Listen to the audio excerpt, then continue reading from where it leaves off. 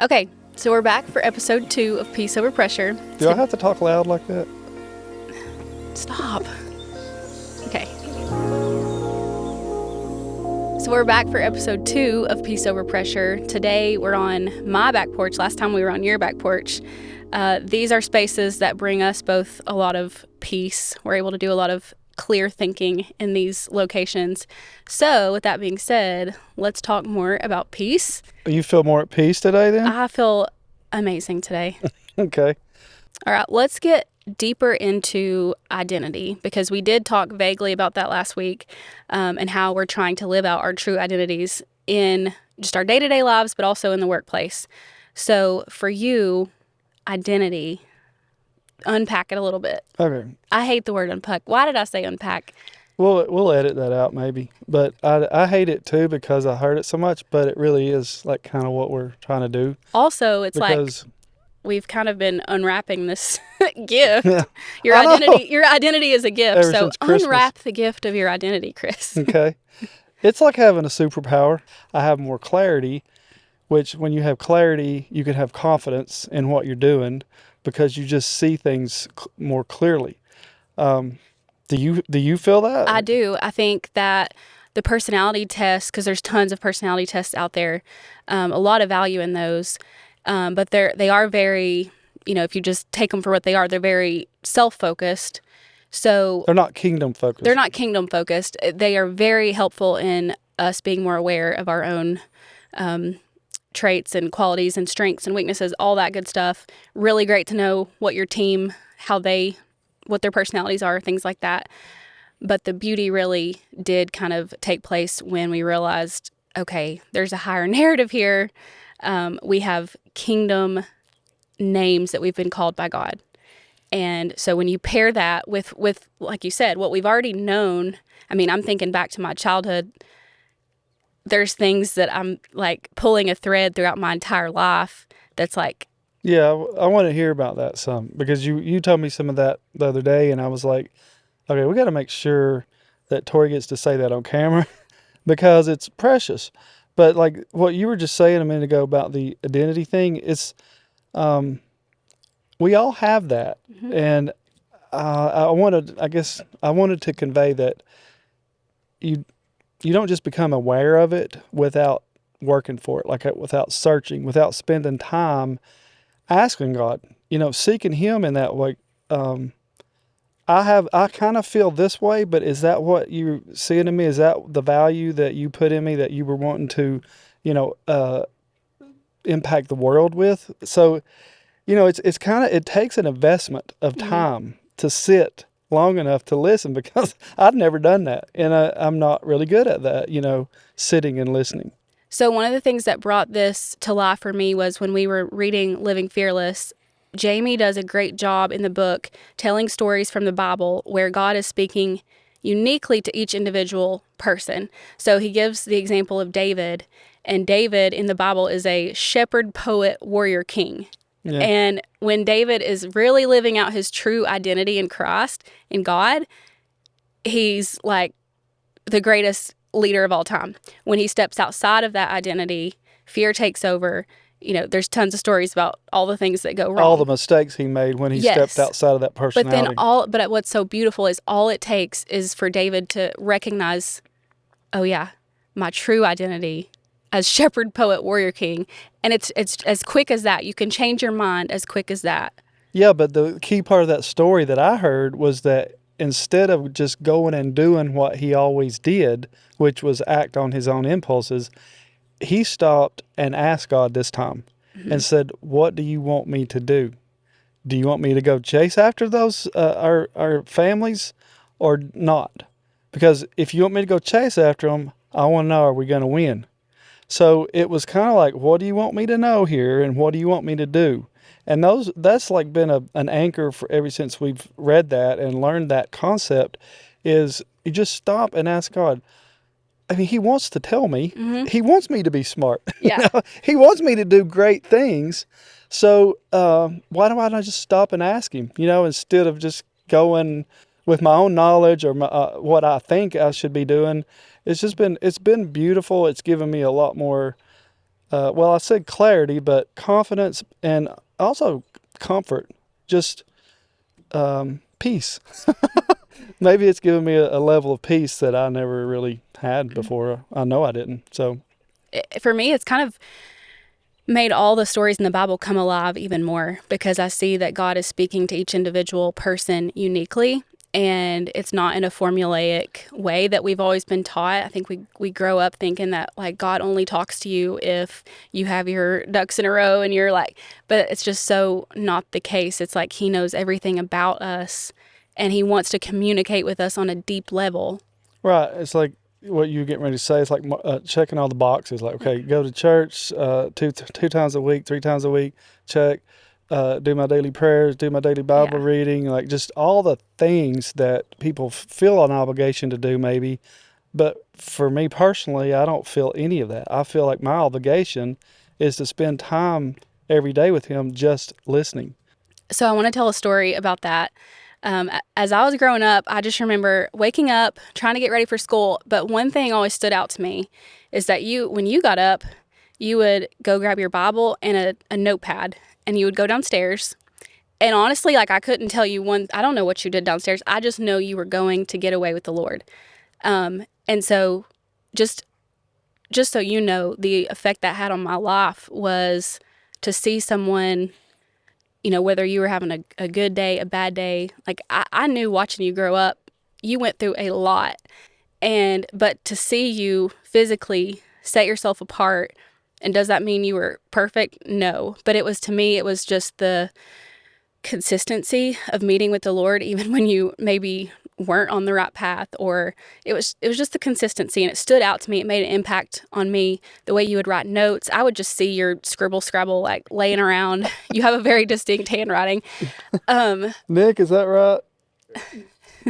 So I just remember that, but it taught me to just write down my thoughts and my prayers to the Lord. And that's something that stuck with me since I was in middle school. It's probably when I started journaling. And I learned that from you. It's just a habit. But what's so beautiful about it is how raw you can be if you're just writing out your honest prayers and there's no like saying the wrong thing. It's like just being open and honest. Yeah. I wish I'd have known this back then. I mean, I wish I'd have known the identity. But first of all, like that's the coolest thing I've heard all day. The fact that that had an impact on you. I'm glad. I mean, I guess that was an unintentional benefit, but I have always believed in that, seeking God first. In the morning and throughout your day. But um, But you didn't make a big show of it. Like, hey kids, I'm gonna go down here and read my where's that whole Bible. thing in the Bible about staying behind, go in your closet and pray? Like Yeah, Jesus was telling the Pharisees and the hypocrites, don't stand out on the street and pray. I yeah. don't know. I just always took that to heart. Plus, I feel like it's kind of private, and the more Well, sorry if I made that unprivate, but it made an impact and um, helped me develop a rhythm of prayer and just being open and honest with God because He can handle it. Like that's what we're also learning is like just truth tell with yeah. God. He already knows. He can But handle that it. on the flip side, that's what I'm saying is we have to listen and hear because He'll truth tell us all day Hmm. if we'll stop and listen. Yeah. It's easy to call out other people, but it's like it's hard sometimes just stop and listen and let God truth tell you.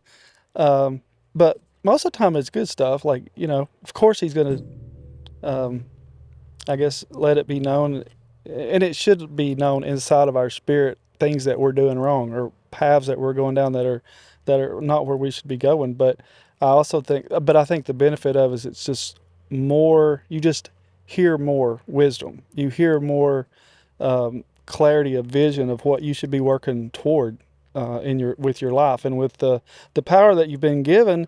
How do you get to go out and help other people with that every day? Like that's the cool part to me. Yeah. So your identity, do you want to share that? Um, well, I'm not trying not to. Let's hear it. I mean, kingdom connector, grower, expander, evolver. I mean, it's continually evolving. But I just know I look back in my life, and the common thread has been there's been a lot of kingdom connection type of things that I've been able to do that have always resonated within me the most, and people that I've been able to help or try to help, organizations, ministries, businesses. There's a common kingdom thread through that for me just was, once I stopped and listened and asked God, it was very obvious that that's where my heart is. But He's just given me a whole lot of great opportunities and resources to be able to put that into the universe every day and live it, Yeah. with great energy. Well, I can speak to the fact that just over the past 15 years that I've worked with you, I've always thought, and this was before I really knew your identity as a kingdom connector, but like God, He really does just like drop certain things in your path. I'm like, where did that come from? And like, but it's because He knew you specifically would be able to handle those type of situations, and He knows your unique calling, and if so, of course He's going to give you those opportunities. I hope that continues because I love it. I get up for that every day, and that the excitement and energy of that is what keeps me going. So I love it. Thank you, God. What's your identity, Tori? Because that's really good conversation there. I Yes. mean, because I want to contrast them, and then that leads to another Yeah. topic. I'll just say the process of understanding your identity is just that. It's a process. And Jamie in this book does a great job of guiding people through that. So it's not just like I prayed and all of a sudden I have this word or this, it doesn't really work like that. A lot of this is done in community. And so for me, when I first started reading this book a few months ago and asking God, what do you call me? Who do you call me? And Jamie does he says in his, I heard him say this somewhere, if God were to wake you up in the middle of the night and call you by name because He has something for you to go do for Him, and He has a unique purpose for you, what is the name that you would hear? And so joyful organizer is the identity that I feel like He's given me. Do I understand it fully yet? No, I actually think it's probably going to end up being something that I can't even fathom, and that's the beauty of it all. But if I look back on my childhood and the years leading up to this moment, the common thread for me is I love when there's a situation that involves maybe some chaos or something that needs to be made orderly. Like I love that, and I'm most alive. And so if I'm looking back at even the types of things I would play as a kid, like my imagination. I had a huge imagination as a kid. I would stay in my room for hours and just make up these scenarios of running a classroom, running a Yes. business. I would sign Yes. fake checks. Like it was just so fun to me and I felt so alive.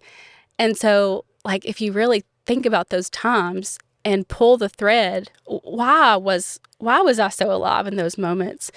And it was like putting order to what could be chaos. And it's not, That really comes in handy now with having to it work with kind of me. does in a small business. There's a lot of chaos.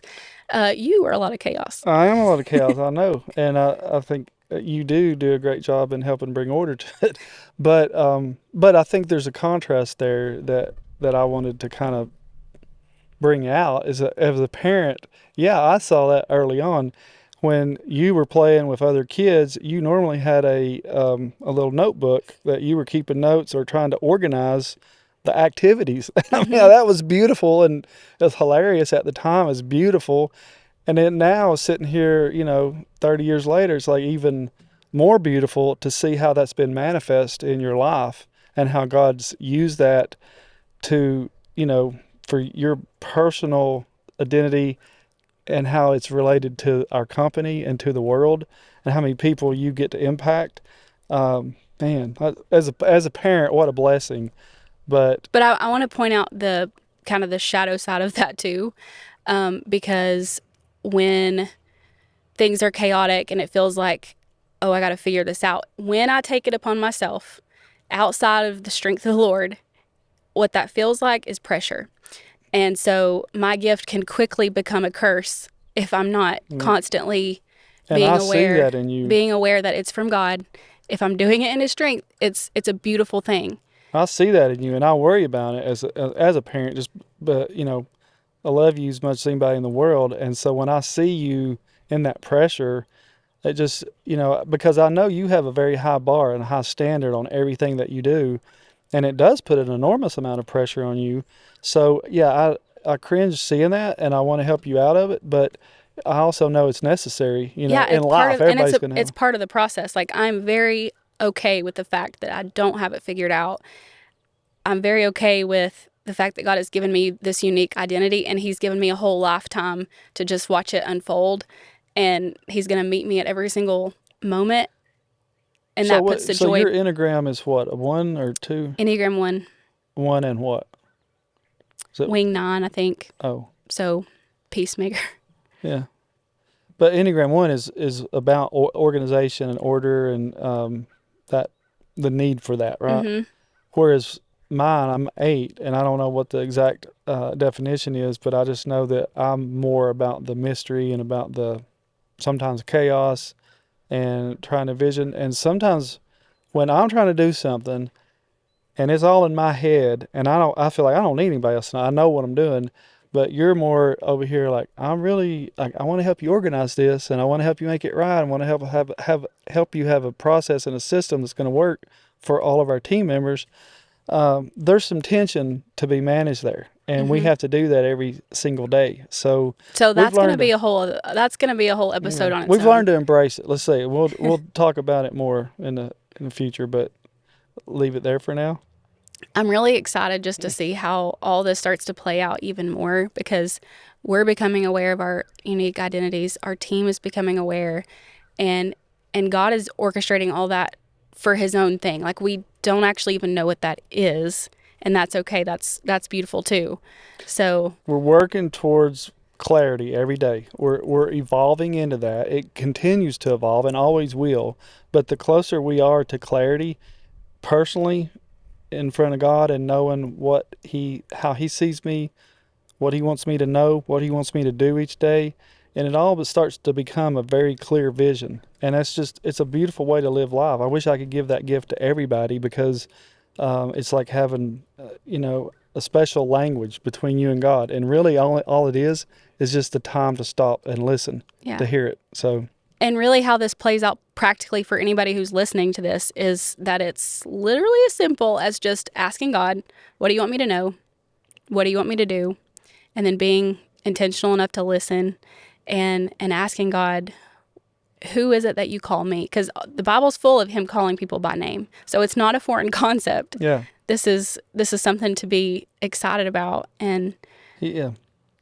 Well, if I was going to close this conversation in any, I don't know what the big takeaways are going to be yet till I go back and watch it. But how not to do a podcast. no, I love that's it. me. It's good. It's That's great. mystery. It's fine. I It's like fine. Everything's fine. the spirit and the mystery of it. It's like I'll go back and watch it and figure out what the takeaways. But for me, it's kind of like I just want to encourage anybody that's listening to this. If you care anything at all about having peace, Mm-hmm. if you care anything at all about knowing a true identity that you can work with, moving forward in life to help the rest of the world and to help all the people around you, just take the time to stop and listen. That's just all it takes. That's all Is it takes. look at God, ask God, look at the beautiful sky sitting in today, and He's sitting right up there watching, and it's just like He wants to tell us so much. Why are we not asking anymore? So that would be my takeaway. Love it. Love it. Love you.